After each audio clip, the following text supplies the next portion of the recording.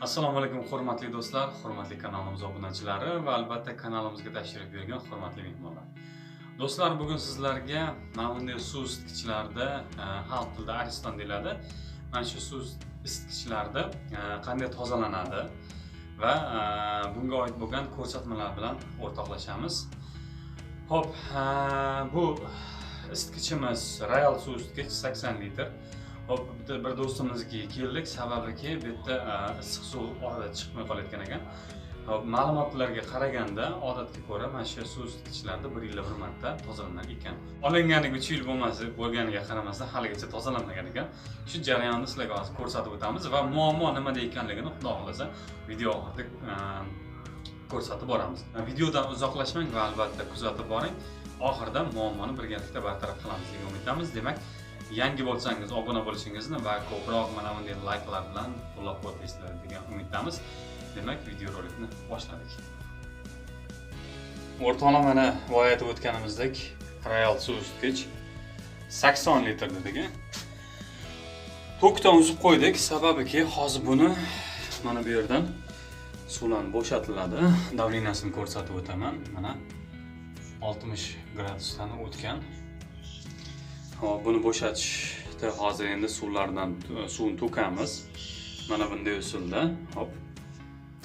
Bu jarayonni kuzatib borishingizni tavsiya etaman. Mana motor mana.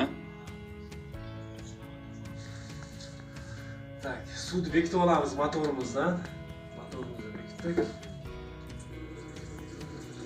Suvni tashlaymiz.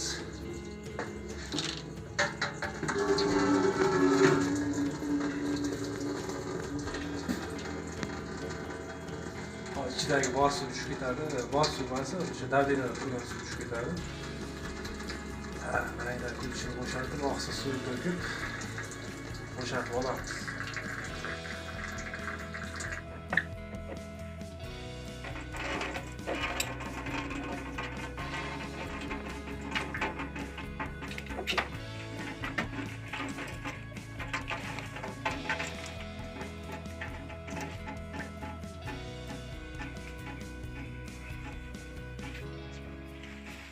Buni ozgina bo'shatib olamiz. Ozgina suv tushadi. Birinchi o'rinda ichida tushgandan keyin ikkinchi kurchogimizni aylantirsak, suv tushishni boshlaydi. Biz paqirda ushlab turib suvni bo'shatdik. Sizlar shlanka ulab olib turib tashqariga chiqazolsalaring bo'ladi. Aristonimiz 80 litr suv bo'lganligi uchun juda ham uzoq tushdi. O'shatganimiz yana ham tezlashdi ham. Suvni uzishdan oldin albatta razvedkadan uzib olamiz. Motorchigimizda razvedkadan uzib olamiz. Shu holatda hozir bo'shatib oldik do'stlar. Endi qiladigan ishimiz yechib olamizda pastda o'sha mana bu kuchuk atverkada bo'shatib olib, tentimizni ko'rib chiqamiz. O'rtoqlar, mana ma'lum bir vaqt o'tgandan keyin Aristonni mana elektr suv isitgich deb gapiraylik, chunki shundan ham kir qidiradiganlar bor. Bir ikkita kommentlarga juda chiroyli qilib o'tgan safar yozib yuborishdi. Hop, gapni ko'paytirmaymiz. Mana bu Aristonni bu yoqqa qo'ydik. Teskari qilib, hozir mana buni bo'shatib, ichini ko'ramiz. Jarayonni kuzatib borishingizni tavsiya etaman.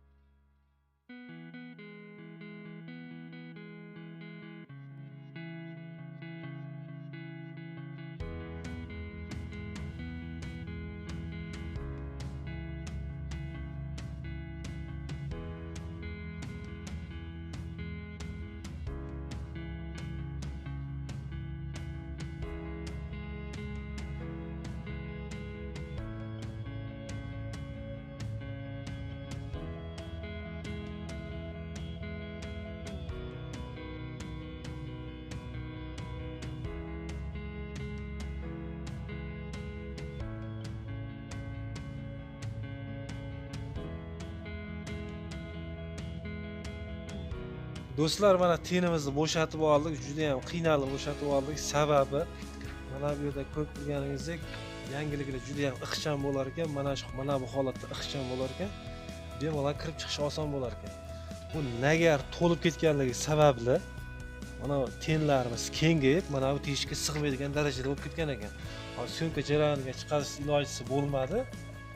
Biz mana shu holat turgan yerda ichida tozaladik. Ko'rib turibsizlar, mana shu holati. Nagarni ko'ryapsizlar, bitib ketgan 2 yil davomida tozalanmagan. Mana shu holatda turib, постоянно kir holatda ishlatilaversa, teshilib qoladi. Natijada tok urishga olib keladi. Ba'zilarda bo'ladi-ku, tok uryapti. Dizillatib tok uradi, agar kimlardir bilsa agar. Mana shu tenimiz qaydandir ignada teshik bo'lib qolsa, tok urish sabablari bo'ladi, do'stlar. Mana shu holatda nagar bosib yotaversa, u o'z-o'zidan teshilib qolishga olib keladi. Hozir bu qanday tozalanadi endi? Endi bularni hozir ohista pichog'imiz bilan tozalaymiz-da, yaxshilab o'tib nima qilamiz?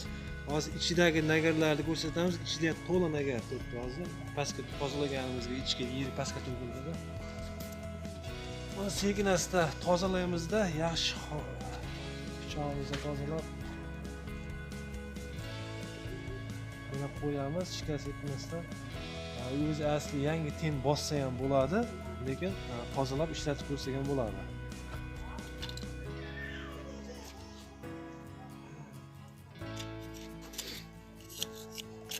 Odatda kimlardir limon kislotasiga o'tib qo'yadi, do'stlar. Bir kun davomida o'tib qo'yilsa, mana shu yangidek holatga kelib qoladi.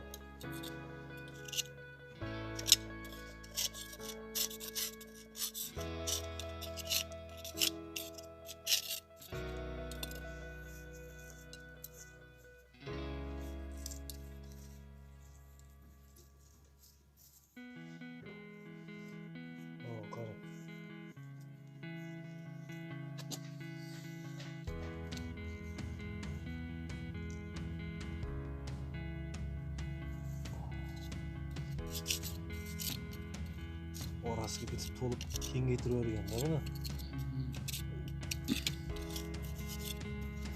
Hozir qilavering. Hozir.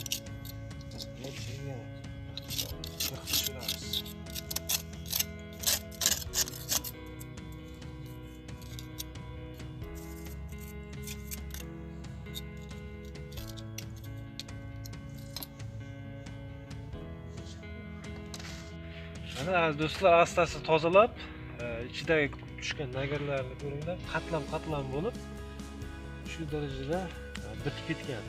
Buni biz asosan ichida tozalab oldik. Agar butun holatda chiqazgan bo'lgan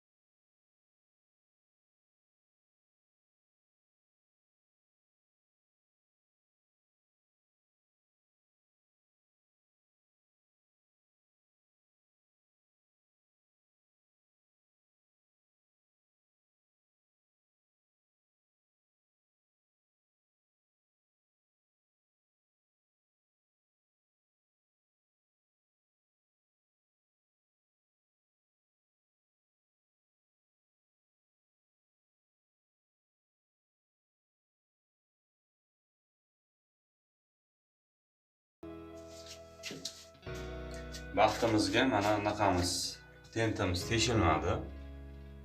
Joyida nima bo'ldi? Faqatgina mayda pryamoy qilib qo'yishdi. Ya'ni ki ilgari bilsalaring mana bu yerda mana bu yerda bosib o'chiradigan bordi, o'shani pryamoy qilib qo'yishdi. Sababi suv tegib qolganligi uchun shuna qilishdi. Mana hozir mana ko'z tegmasin, bir chiroyli ishlayapti. Shuning bilan bugungi videomiz o'z nihoyasiga yetdi, o'rtoqlar. Keyingi videolarda uchrashguncha deb qolamiz. Sog' bo'linglar, salomat bo'ling.